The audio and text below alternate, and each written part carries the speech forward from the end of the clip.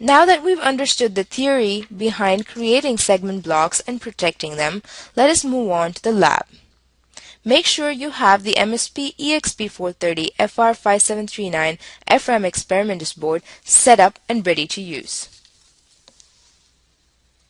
In this lab, we will study MPU registers, we will assign segment boundaries using the user's guide table, and segment rights and violation responses as indicated.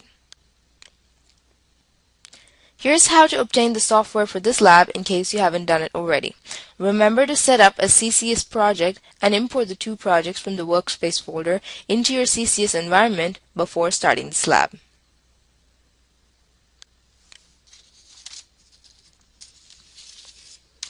Configuring the MPU.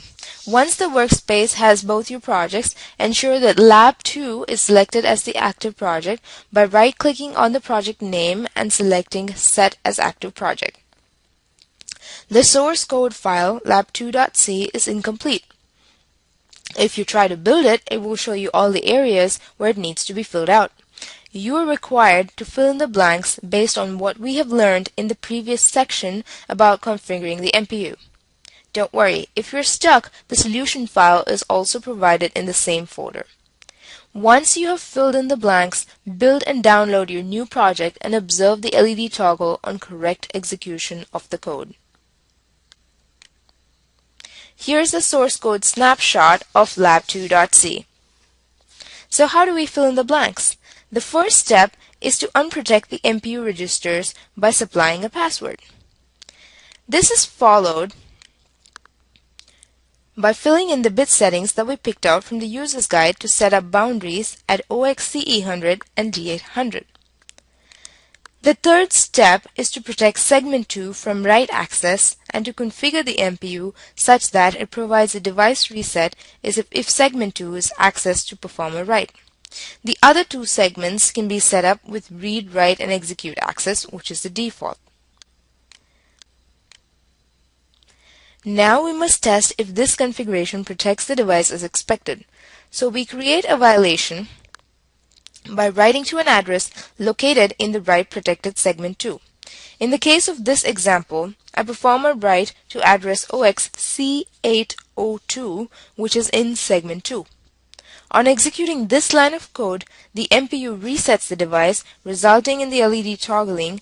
This process is continued with the access violation followed by a device reset, causing the LED to toggle continuously until the illegal write is removed from the code. So, what have we learned from this lab? It is important to protect code memory against inadvertent writes by using the MPU. We learned to select boundaries for protection, how to select bit settings that reflect select boundaries, and how to assign access rights and violation responses to each segment. Our knowledge was tested by executing a code example that sets up the MPU and creates an access violation which is indicated by a device reset. Now you're all set to provide safe and secure access to FRAM in your application. Maximizing FRAM write speed. We've heard a lot about how fast FRAM writes can be, but can you put an exact number on the maximum speed? The key to understanding the speed of FRAM accesses is knowing the system level limitations. Typically, it's not the access speed of the FRAM that is limiting, but rather the data processing overhead or the protocol overhead when using communication peripherals, whether wired or wireless, to write to FRAM. In order to eliminate the impact of process overhead, we tested on the bench various use cases for FRAM writes, tweaking three common factors. 1. The usage of DMA. Reducing CPU intervention and transferring data to FRAM via DMA can significantly reduce the impact of code execution overhead.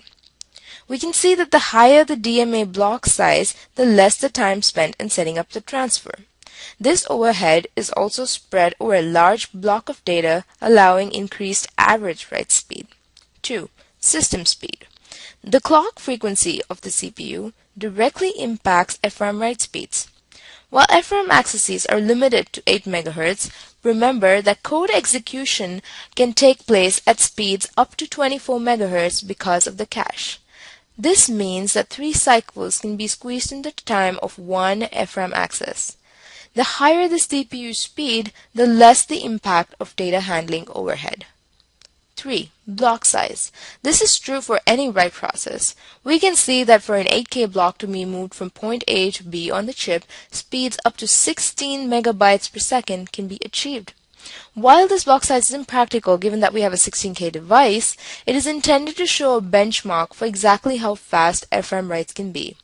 To reiterate, it is usually system-level constraints that limit the write speed of FRAM and not the memory itself. The application report Maximizing Write Speed on the MSP430 FR573X family talks to how these factors can be tweaked to provide the highest optimal write speed based on the application. This is available on www.msp430.com. This concludes our section on using FRAM on the FR57XX device.